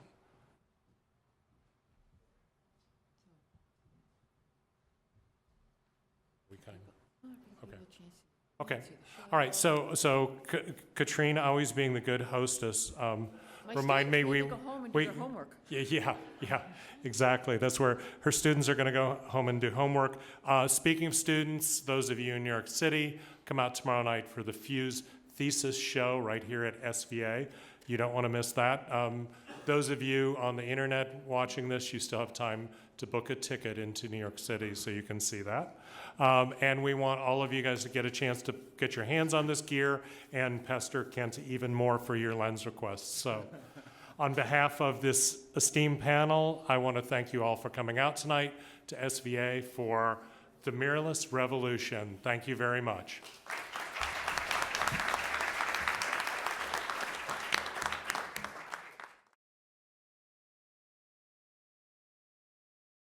Photography is all about bringing my own way of seeing to what I'm doing. Like, how can I show it differently? So here is your men's oil, Turkish oil wrestling. So I do a lot of sports now because I find sports to be sort of the civilized world's answer to warfare. So instead of us going up to Boston and like throwing down, we can just do it on a field of play. And I think it's an interesting way to talk about conflict in the world. So I've been doing a lot more sports, and God, that is really it's fun. Had a good time out there. So now that I've moved into like using a lot more of the Sony cameras, it just gives me a little bit more flexibility in terms of how much gear I have to carry. And again, a lot of the assignments that I get are just like, Ben, go climb a mountain. And like just go do something like crazy that no one else is going to do. And so having like smaller gear, lighter gear that enables me to like make better images and not to get my hips replaced. This is in the Straits of Magellan in Chile earlier this year. Iceland, the iceberg graveyard. One of the things that I found interesting is that the cameras weigh so little that in like a full-on heavy knot wind, I couldn't really do actually a long exposure because the wind was blowing the A7Rs over. This is actually braided rivers. These are taken from a plane that banked sharp to the side so I could shoot out the windows. This is like straight down into rivers. Just to show versatility, can you use like the Sonys? Are they quick enough? Are they good enough at night? This is in Ferguson during all the riots this year, and this was all shot on the Sony cameras too. And it's really funny because some of the police officers and some of the civilians in Ferguson did not think I was a journalist because I had these dinky little Sony cameras. They're like, no, you can't be. I pulled out my scarf, and that usually tells them that I am a photojournalist. See my scarf. But I also use the same cameras at home. So this is my son during Halloween last year when I got my first Sony. So I've really been using it about a year now. And my son's like the perfect model. He like kind of lets me do whatever I want. He's had more covers than I have, so it's fun. I do a lot of stuff like on the subway. I find like the smaller camera. I use the RX1 a lot because of the viewfinder. And on the subway, I hunch over and I look like kind of a weird little guy taking pictures. People just kind of forget about me.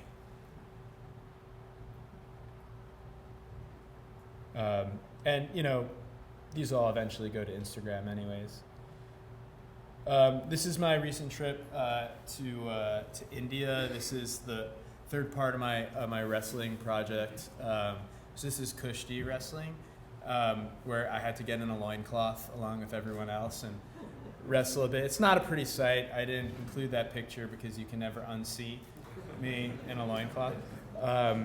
But you know, this is at probably 5,000 ISO at about 3/50 of a second, just to like freeze action. So it's like it's fairly dark in there, and just so much going on. And some of these are not taken with the Sony, and it was just to give you an idea of like kind of the work that I've done for the last 15 years. This is kind of like my first assignment. The day the war started in 2003. Haiti. I really thought, I was like actually hiding behind a tree. I thought he was gonna like chop my head off, but he had no interest in me. And this was like a lot of the work that I did for years. This is on August 4th of 2007, like the worst day I ever went through in Iraq. But realized that like half the stuff I'm wearing like 35-pound body armor, and I'm carrying like 2 massive, you know, camera bodies, an audio recorder, a couple of different lenses, first aid kit, satellite phone. I mean, it's like I'm going out there with over 65 pounds of gear, you know, every time I'm shooting, and you know, it hurts your body. I mean, my hips are about to be replaced. My knees have been, and I've had multiple surgeries. I lost like all the nerves on the right side of my body during one bomb attack. So it's like, it gets old after a while. This was a project I did in Iraq for about 6 years of shooting through Humvee windows. And, you know, the idea that, you know, there are now these cameras that are so much lighter and in fact don't make me a moving target. I almost feel like sometimes in some of the places I've been in with like huge cameras, it's like obviously I'm a journalist. And this piece of man meat is often confused for being Jason Bourne. And it's a problem. The good use of a night vision goggle is to stick it on top of your camera. That was just holding it on there the whole time.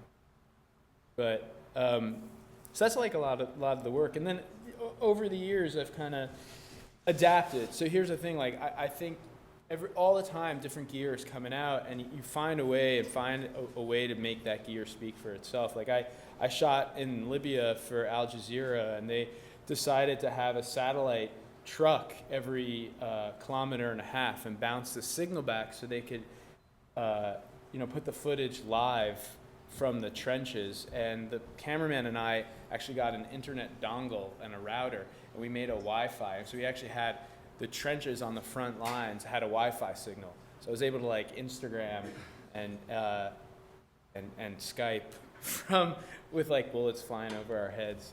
I know that sounds weird when I talk about it, but at the time it sounded okay. This was like Hurricane Sandy here.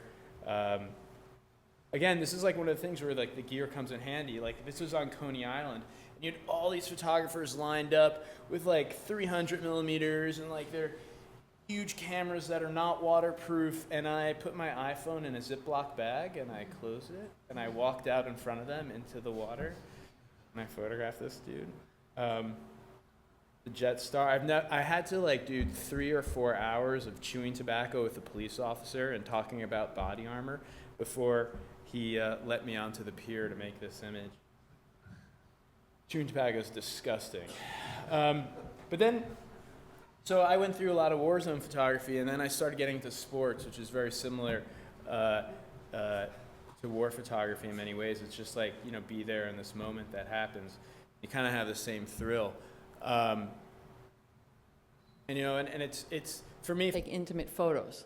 So the little Sony, which is here on the table and that Marco's shooting with right now, really lets me shoot quality in RAW and then continue with the processing. So I really like that. And it was important for me at this moment to not have that big equipment between me and the people I was actually working with, but still have the quality. And so here you see me covered in that dust. You could hardly even see the camera in my hand. And it's no secret that I'm taking pictures, but I thought that was just really important for me in order to be able to photograph these portraits. And then base my processing off of the environment, off of the dust, off of the work that these people did for like pennies a day. So that was very special for me. I'm not going to have this conversation, okay? But that was on a bus stop, so I'm like, stop! Gotta photograph the bus stop. All right? Now, one great thing I love about shooting with these cameras, obviously with all digital, you can immediately see what you're getting. So I'm doing a lot of experimentation, you know, okay, with the longer lenses, but here's a whole series of the slow shutter speeds. You know, you end up driving a lot, and so I'm always like just photographing the landscapes, and if you just saw this come up, let's say in your browser or Lightroom, you'd be like, delete. But since I've done this so often, I know what I can pull out of those images to create these more unique images. You know, walking to the Port Authority bus station, it's like, focus is overrated, so is a high shutter speed. So I enjoyed you know, playing with the motion. I have a tendency when it's raining in New York, you should look behind you because I am following you. Okay? So because as we know, any advertising photographer would know, the colors are just so rich. So I sort of stalk people with little ladybug umbrellas and then process them on the iPhone. It's just fun. Of course, you can see what you're doing. So this is a picture I did on Friday. This is a 6-second exposure with the little RX100. I'm just leaning on a wall, and there's a ferry going by. So I saw the ferry, I saw the light, I had one chance to get it. And so I thought that was fun. Now, how do I do this? I want to just sort of break it down in steps. So, and I know that there's other mirrorless cameras like by Fuji that you can also transfer wirelessly, but I sort of want to break it down on a Sony how to do it. So, you have to install the free app, the Sony Play Memories app, and then, surprise, you would take pictures and select them on your camera, and then on the phone, you need to make a network connection. Now, it's independent. I'm not dependent on someone else's network, which is why I love working on airplanes. All right, so there I've made this connection to this obtusely named network. That's the camera. And then I'm going to launch the app, and it automatically starts copying. Okay, so there's the picture. Then I'm going to process it to taste with my favorite apps and publish it. And so it's actually pretty quick. And then you want to repeat and enjoy. All right, now I want to actually show you a little video of me in action doing this. Oh my gosh. So here we go. Oh, this is perfect. Nice. So just towards me. Perfect. Okay. Good. I love it.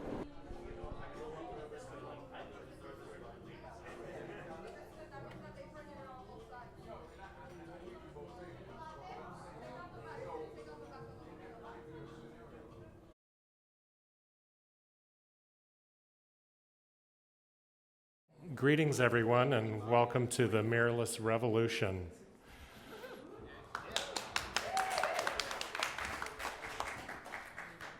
So we've got a wonderful panel of Sony artisans and here to speak to you tonight about their experiences with mirrorless cameras. And we've got Kenta Honjo there to answer all the hard questions we don't know the answers to. So feel free to try to stump him. You will not be successful.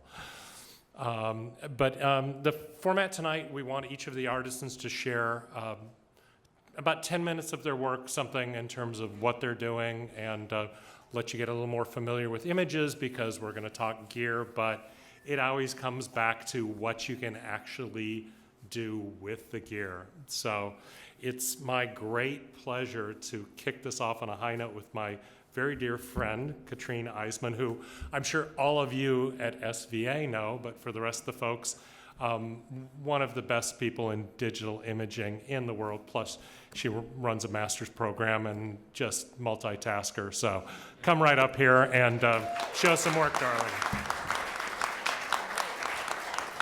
Okay, hi everybody. I know it's a great week for photographers here in New York City. Before I start, I want to let you know that we have a special preview of our thesis exhibition, which the reception is actually tomorrow. After the talk, you're welcome to go down and see the exhibition. A number of the artists are in the room. No wine tonight. If you want wine and Trader Joe's nuts, you have to come back tomorrow. Okay. On that note, it's a privilege for me to be here. Thank you, Kayla. And I want to talk a little bit about, how I use the Sony cameras, what I do with them. And this is what I do.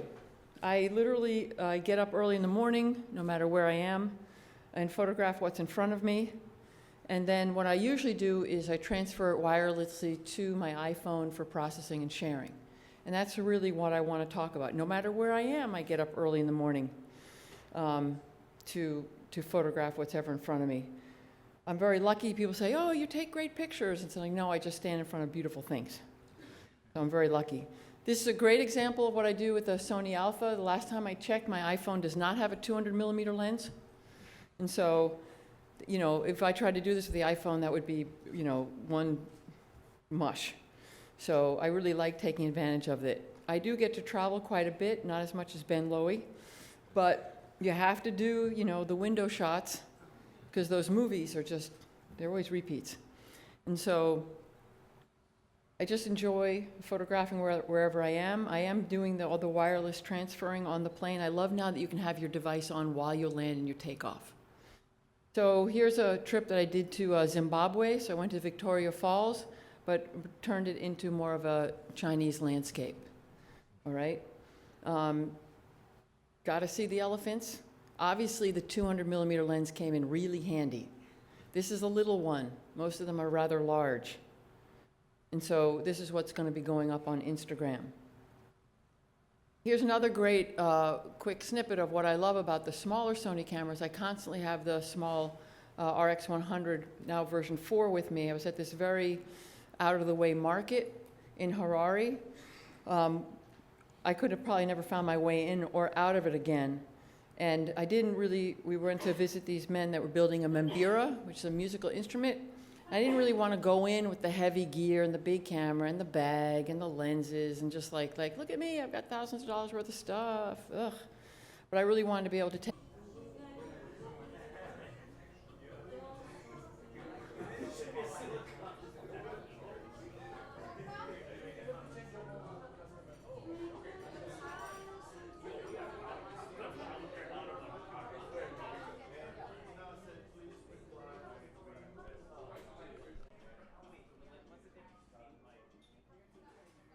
So I need to thank Marco for shooting that, and for Boise and Ange letting me drag them out of doing their homework.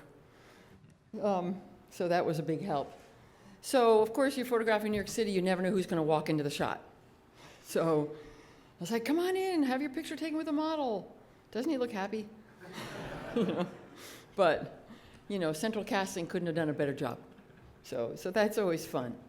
Now, just in the last 2 or 3 days, I've been walking back and forth a lot between our East Side location and the exhibition, and I cannot walk by the Flatiron Building without looking and taking pictures.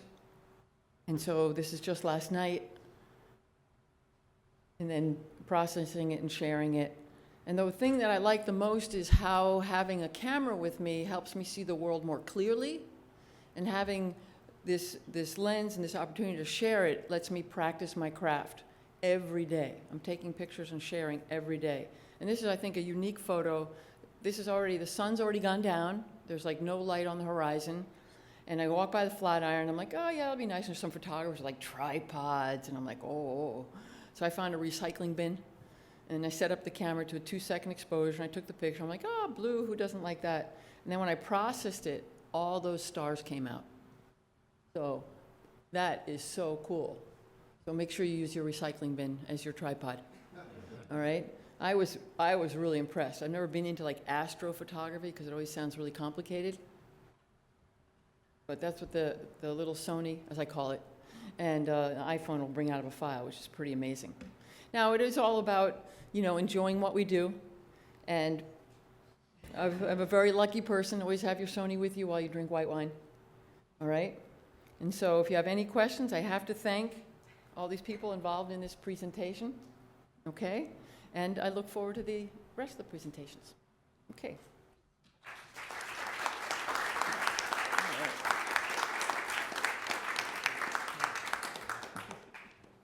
Who's next? So Katrin, I'm curious, are New York City trash, are New York City trash cans 1/4-20 or 3/8 thread?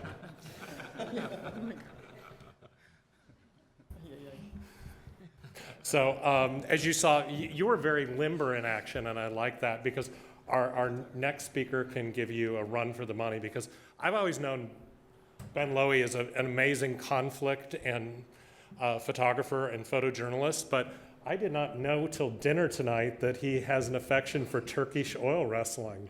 So, that's, ultimate in versatility. Are you going to show some of those images or hold that stuff out? They might be in there. Yeah, okay. I will preface right now by saying I just got off a plane from India, and my brain doesn't know what time zone I'm in.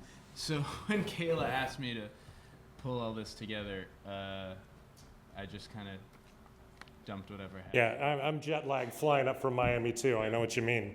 So I think are we ready for her? Yep. Okay. So Ben Lowy, folks, straight from India.